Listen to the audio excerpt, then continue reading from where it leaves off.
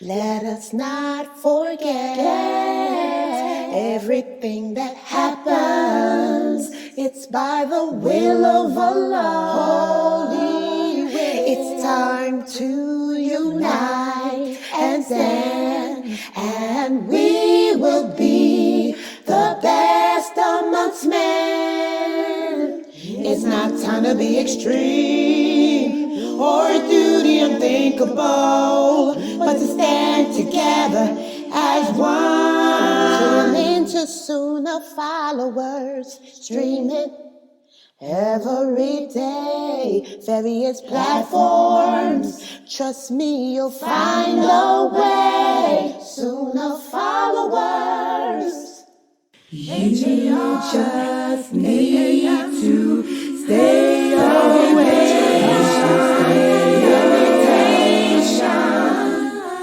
And you just need to stay away. Stay away today. There's a heavy price to pay. Stay away, stay away, stay away. You just need to stay. Prohibition, limitation. You just need to stay away.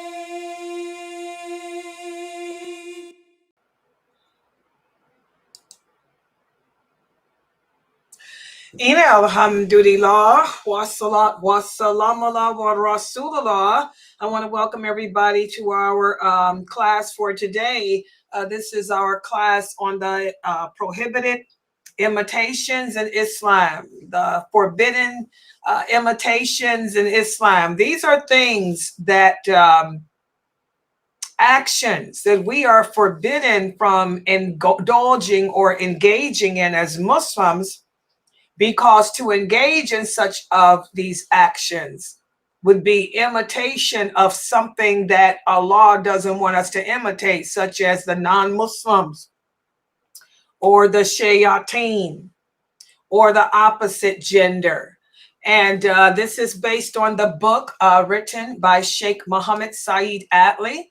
And what he did was collected all the hadiths from the authentic sources as a reminder for us of what types of actions that we need to stay away from, because they fall in that category of imitation.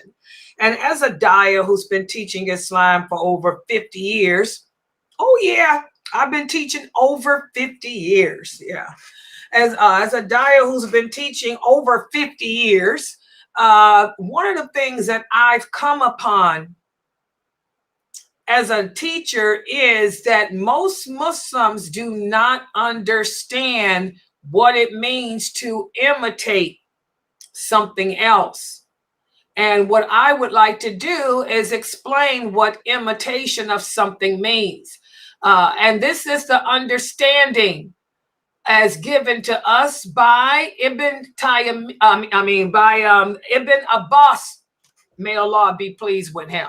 And for those of you who don't know, Ibn Abbas was one of the original companions. He out-trumps Ibn Taymiyyah. Almost said Ibn Taymiyyah. No, I don't give you Ibn Taymiyyah's view, unless I don't have no choice. But I've always got a choice with the companions. Ibn Abbas was one of the original companions. The Prophet Muhammad sallallahu alaihi wasallam made dua asking Allah to bless him with a great understanding of the Quran. He became one of the first scholars of Islam, just like Aisha and Ibn Umar and others. Okay, he will be one of those 70,000 that will enter paradise without being held accountable. Okay, he was a great scholar, a great companion. And he explained to us what it means to imitate another creation of Allah. He said to imitate a creation of Allah means to take on characteristics or qualities that are exclusive to that creation. For example, If I am going to tell you that something is an imitation of the jinn, it has to be something that only they do, that is exclusive to them. And as you're going to find out tonight, there are many things that are exclusive to the jinn, things that we need to avoid.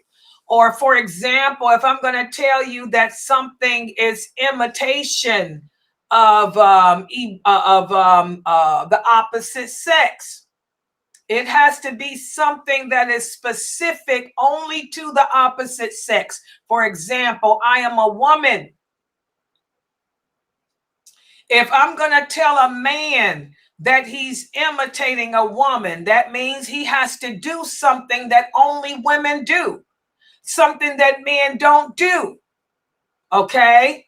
If I'm going to tell a woman that she's imitating a man, it has to be something that is specific for them. And what is something that's specific for a man? Wearing a tie. Wearing a tie.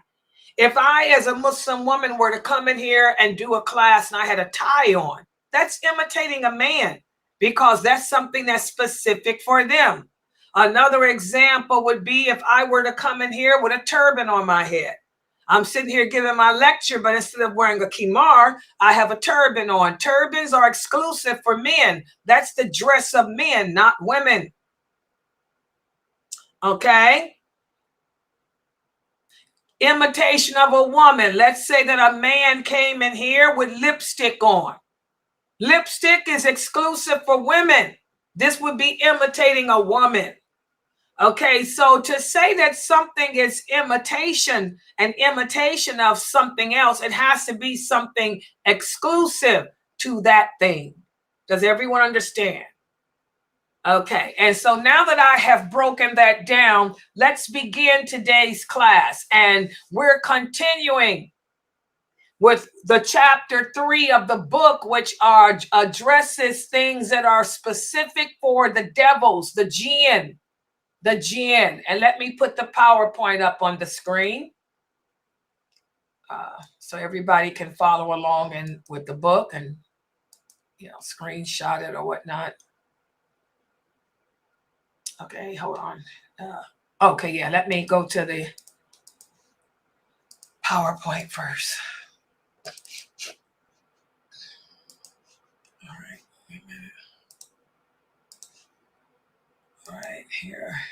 This is it right here. Okay. So for the people on Zoom, there it is for you guys. And for the rest of us, let me share it. Invitation, right? Okay, and for those of you who have not yet purchased the book, this is the book. Let me make it one. This is how the book looks. It's entitled The Prohibited Imitations. It's on Sheikh Mohammed Saeed Atlay's website. You would go to www.adleonline.com, and this is the book. This is it right here. The book only costs, I think, $7. It's a very good book. I like how he selected these hadiths. And I can tell you all of these hadiths so far are all authentic. So he did not put in this book anything that is not authentic. All right, so let's take a look, because we're on chapter 3, which is addressing imitation of the devils, the jinn. Let's take a look at today's hadiths. Now, as Muslims, we are forbidden to do these two actions, because these two actions are actions exclusive for the devils. And the first is to walk between people who are praying. And the second is to confuse people when they are trying to pray. Let's take a look at the hadiths. The first hadith is narrated by Sahal ibn Abu Haythma. He tells us that the Prophet sallallahu alaihi wasallam said, when one of you prays facing a sutra, he should keep it close to your body and not allow the devils to interrupt the prayer. So what is a sutra? This is something that we use to put in front of us when we're praying, to let the people know to not walk between us and it. And when he said put it close, that means put it close up to you so they can't squeeze between it. Now I'm going to take my screen down for a moment, because this is another hadith that many of you Muslims do not understand. And I'm going to demonstrate what it means, because a lot of the new shahadas, I have a lot of new shahadas here. I want you to know what it means to not pass between, because a lot of us don't understand the meaning of simple English words. There's a difference between in front of and between.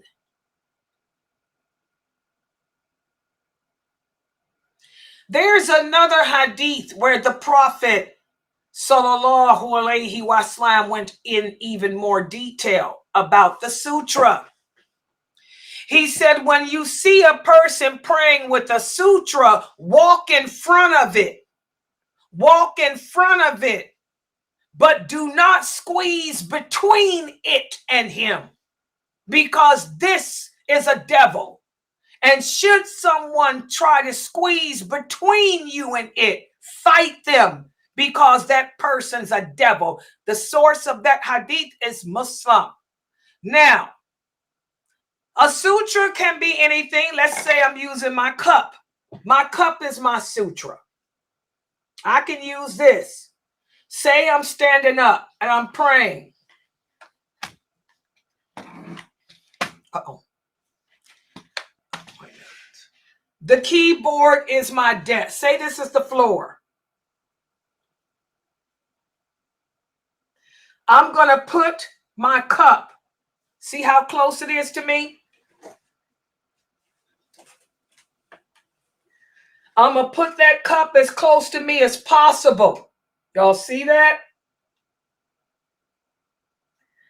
To give me enough room where I can bow and prostrate. You cannot walk here. You can, hold on. I'm going to take this down so you guys can see. I have a lot of new shahadas. Hold on for a second. Let me switch to, because a lot of people think walking in front. They don't know the difference between front, back, side, and between. So let me demonstrate. Hold on. Where is this? Is YouTube? I mean, this is Facebook or wherever this is. Let me take this off. Okay, let me come back to. Okay, here I come. Let me show for my new shahadas. And you old Muslims too, because y'all don't know no better either. You've been taught wrong. What can I say? Most of the things y'all been taught, you were taught wrong. Okay. Now y'all can see. Pretend I'm standing. Pretend this is the floor. This is my sutra. Put it as close to you. The Prophet is saying in this hadith, put this sutra as close to you as possible, because they can't come between it. So let's say this is the floor. This cup is my sutra. I wanted to have it where I can bow and prostrate. But you cannot squeeze here. Y'all see this? Pretend this is you. You cannot come here between me and it. You can walk here. You can walk in front of the sutra. You can walk around the sutra, but you can't squeeze in between here. Y'all see that? Does everybody understand? You cannot squeeze between here and come here. This is the sutra. So if a person's walking in front of you, what are you fussing about? That's what they can walk out here. See where my couch is, the pillows. I don't care about them being there. That's the purpose of the sutra. They can walk in front of you, in front of it, but they cannot come between me and it. Does this make sense? I know Mina's not here, but is there anybody else here? Does this? Yes, makes sense. So don't come here. Don't come between me and it. If your children are in front of you in the sutra, that's good. They can play, do whatever they want. Your husband walking in front of you in a sutra, he's in front of this cup, I don't care. And the people coming in, walking in front of the cup, who cares? It's here that they can't come. They cannot squeeze between me and it. This is off limit. So that's what the prophet means. That's why he is saying, when you use a sutra, put it close. That's what this hadith is saying. Put it close to you. Close to you. So the people can't squeeze between you and it. They can't come here. You can walk all around there. Just don't come in here. But you want it the distance to be where you can prostrate, and bow and hit the floor without you bumping into it.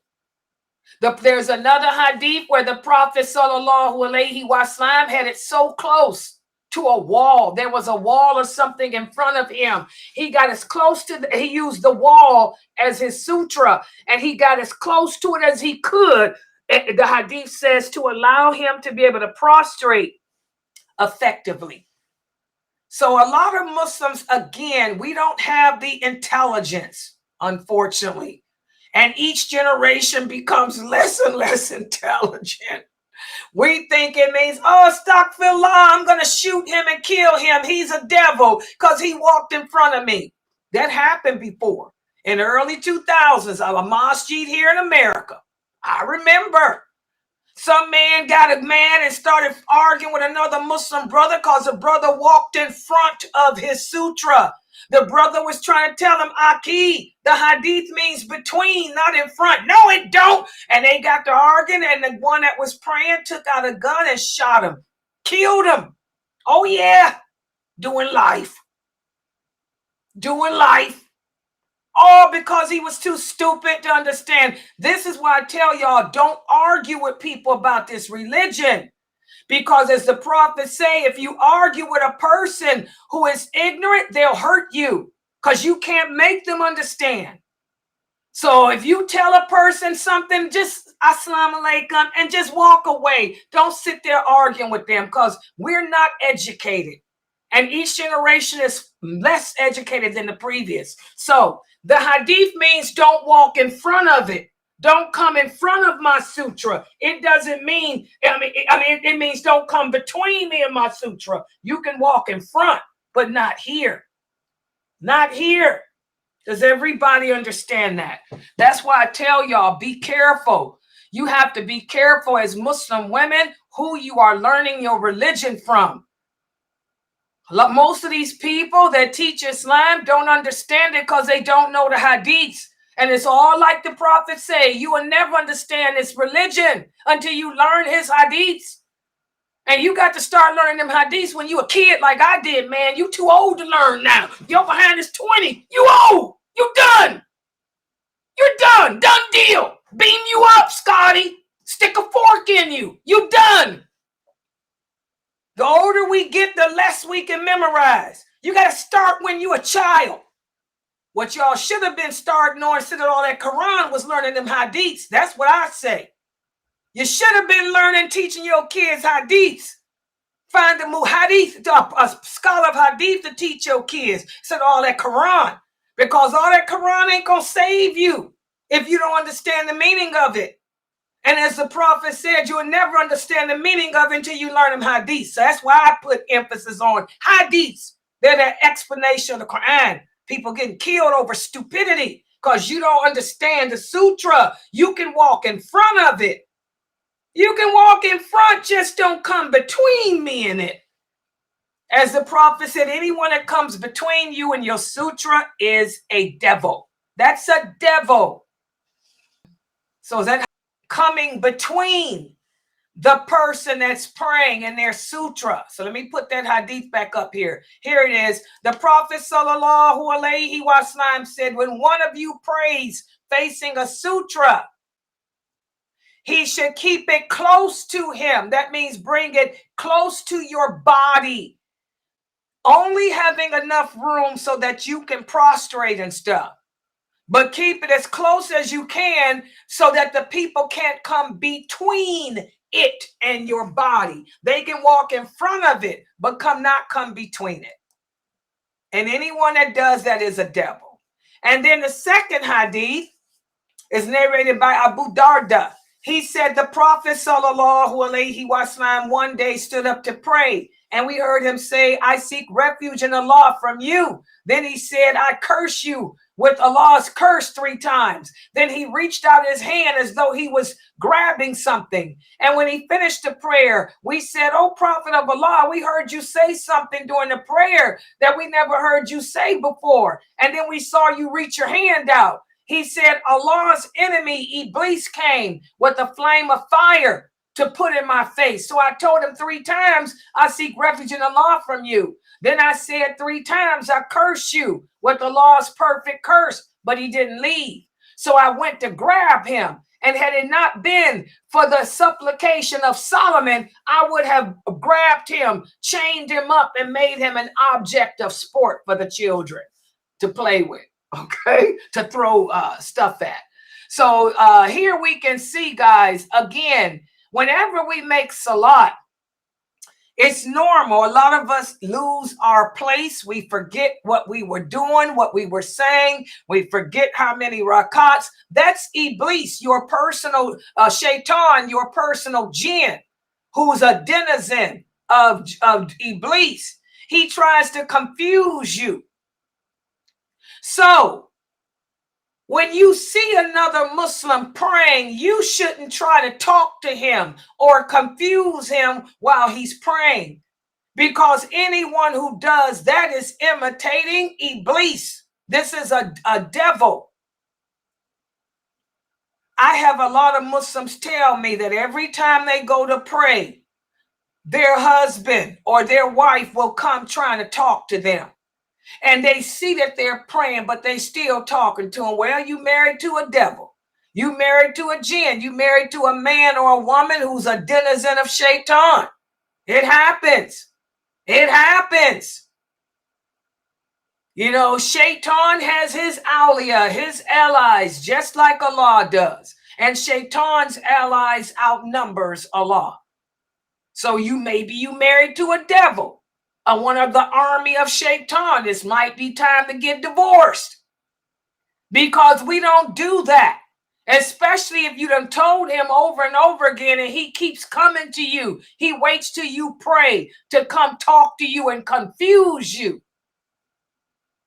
Then you need to realize that perhaps you got a devil and it's time to let it go. You know, prayer is sacred in Islam, guys. We don't talk to people and confuse them when they're praying. We don't try to squeeze in front of them when they're praying. Why would you want to do that? So again, these are 2 behaviors that are actions of imitation of the evil jinn.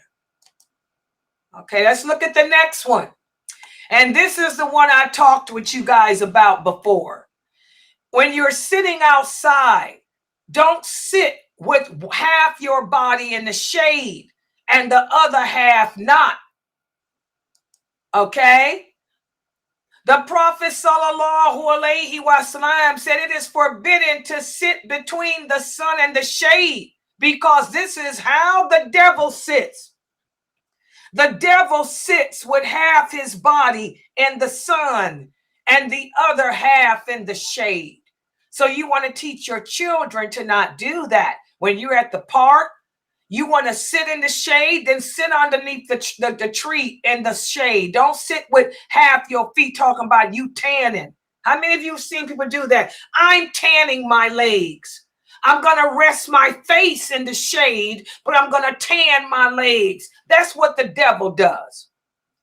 We don't do that. And also causing fitna, causing problems in people's marriages, causing problems at the mosque, creating chaos. This is also an attribute of the devils. Remember, the prophet said that the throne of Shaytan is on the ocean, and he sends out his soldiers to put people to test and trial. And the best one in his eyes is the one who causes the most dissension between the Muslims. So if you're a troublemaker, every time you come around, you're causing trouble, you're causing problems for other people, then this is one of the imitations of Shaytan. You got to always stick your nose in people's business. You got to always put your 2 cents in. That's one of the attributes of the devils. And here's another one. And yes, Sheikh Atlee put it in there. Eating with your left hand and walking with one shoe on and the other shoe off. Abu Hurairah tells us that the Prophet sallallahu alaihi wasallam forbade that a person should walk with only one shoe on. He said, this is how Iblis walks. This is also how the jinn walk. They walk around with only one shoe on.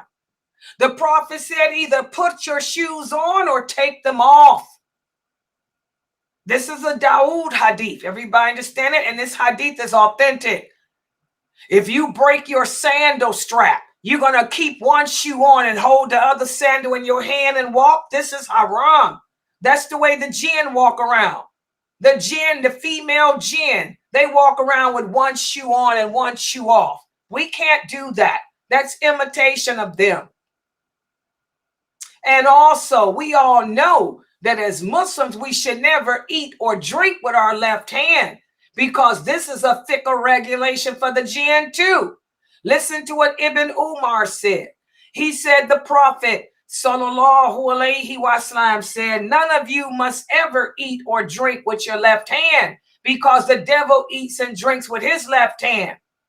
And you should never give or take with your left hand. Why do you think we use our right? A lot of people say, Sister Layla, I went to the mosque and a sister was giving me something. And she said, oh, that's my left hand. Let me take that back. I'm supposed to use my right. This is the hadith. I told you guys it's authentic. This is a Sahih Muslim. You can also find it in Tirmidhi and Muwatta. Okay? Whenever we give something, we give it with our right hand. And whenever we receive something, we receive it with our right hand. Because Shaytan does the opposite. The jinn do the opposite. They give and take with their left hand. We don't do that. So we're supposed to do the opposite of the jinn. We don't walk with one shoe on and one shoe off, nor do we receive and give with our left hand. Okay? Also, there's another hadith where one of the companions tells us that he heard the Prophet say, Shaytan sits in the way of the son of Adam, waiting for him to embrace Islam. And then when the person embraces Islam, Shaytan says to him, you're going to accept this religion and leave the religion of your forefathers? But the man won't listen. He'll go ahead and accept Islam. And then when the man goes to move to a different part of the world to practice his Islam, Shaytan says, what? You're going to leave your land and country? But the man won't listen to Shaytan, and instead he'll obey Allah and leave. And then when the man goes out to struggle in the way of Islam, Shaytan will come to him and say, you're going to struggle in the way of Allah, even though it could cost you your life and your money? If you fight and be killed, your wife is going to leave and remarry, and your money will be taken away. But the man will ignore him. We talked about this hadith a lot last week. Okay? This hadith we talked about because, again, remember, every day of our life is going to be faced with choices. We're going to have to make decisions in our lives every day. And every time we go to make a choice or we go to make a decision, your personal jinn whispers in your heart to try to get you to make the wrong decision, the wrong choice. But if we ignore the jinn and instead listen to that angel of the heart, then we'll receive reward from Allah. And that's what that istikhara supplication is all about. It's not a lucky charm. It's not a magic spell.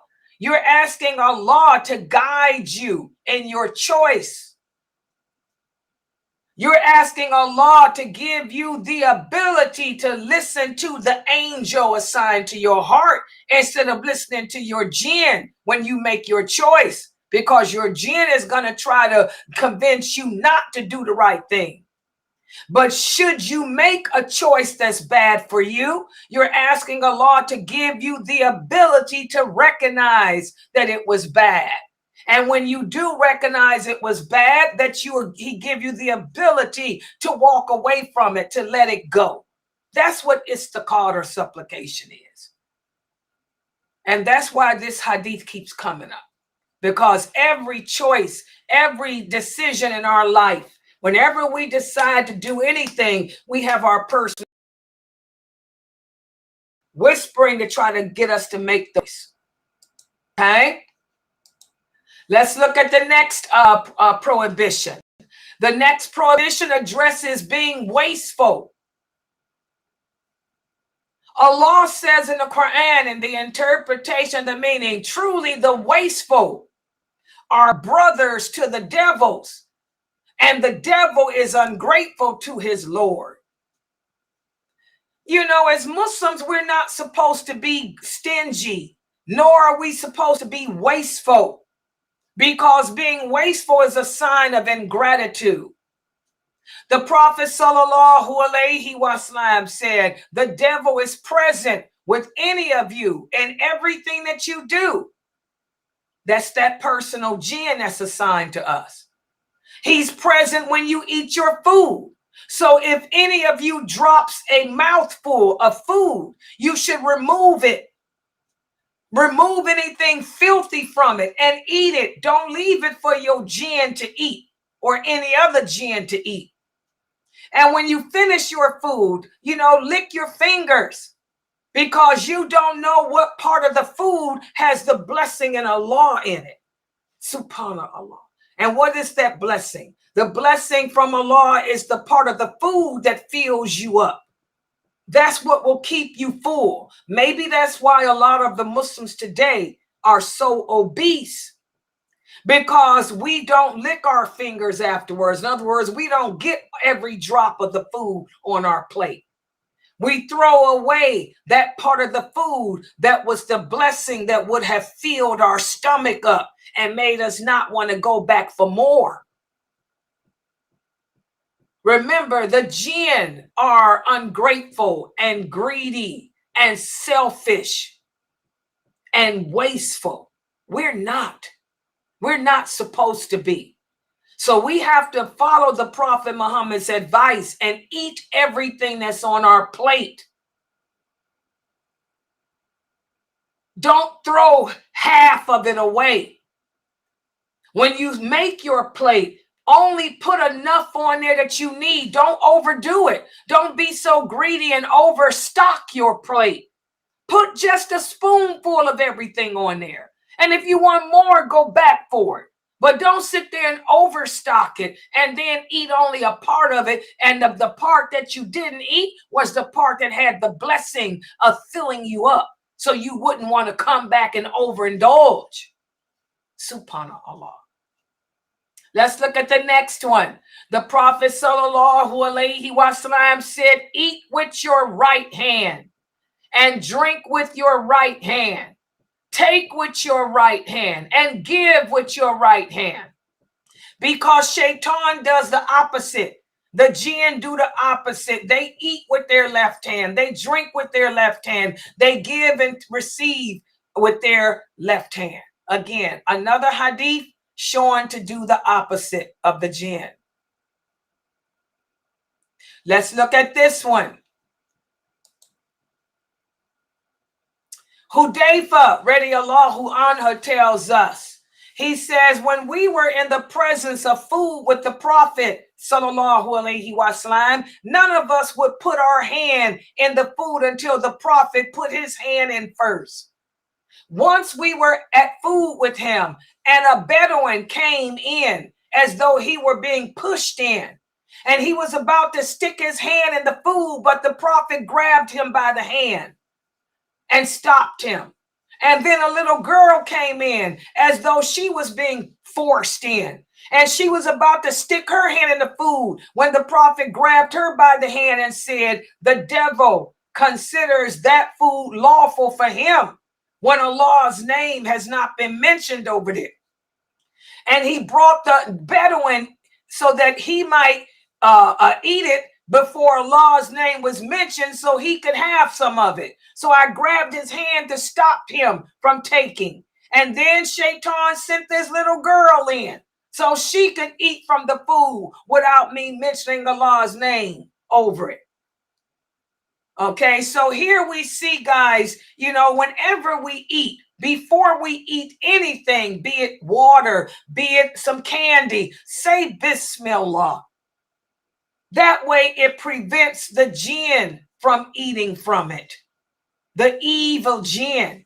You know, I tell you guys all the time, you know, yes, there are good jinn, but you will never come in contact with a good jinn. The good jinn obey Allah and they stay away from humans. If there's any jinn hanging around you, they're evil, they're bad. So the Prophet Muhammad gave us the precautions to take, you know, to protect ourselves from them. Let's look at the next one. Chasing pigeons. One day the Prophet ﷺ saw a man chasing a pigeon. And the Prophet said a male devil is chasing a female devil. What does that mean? The jinn. Remember, guys, the jinn can take on the appearance of other creatures just like the angels can. And one of the things they can do is transform into animals, an ugly animal or a dirty animal. Well, here the prophet said they saw two pigeons. Pigeons are dirty. We know that. They carry disease. And some of them are very ugly. So two pigeons were running. Well, I mean, one pigeon was chasing after another. And the prophet let the people know that's a male jinn in the disguise of a pigeon chasing after a female jinn so he could probably copulate with her. Okay? And every time I read this hadith, it makes me think about something. I remember years ago, a person had come to me and was telling me, Sister Laila, something weird happens every time I go to the park. I said, what happens? They said, every time I go to the park, I see pigeons chasing each other and copulating in the air. I said, what? He said, every time I go to the park. And so I remember telling this person, well, the Shaytan live in the woods. You know, that's their territory. The Shaytan live in the woods.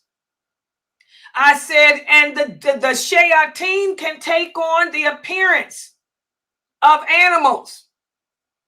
Maybe those, every time you come in the woods, you're disrupting them. So they transform into pigeons and they copulate in front of you, letting you know that you're trespassing, so you'll get up and leave.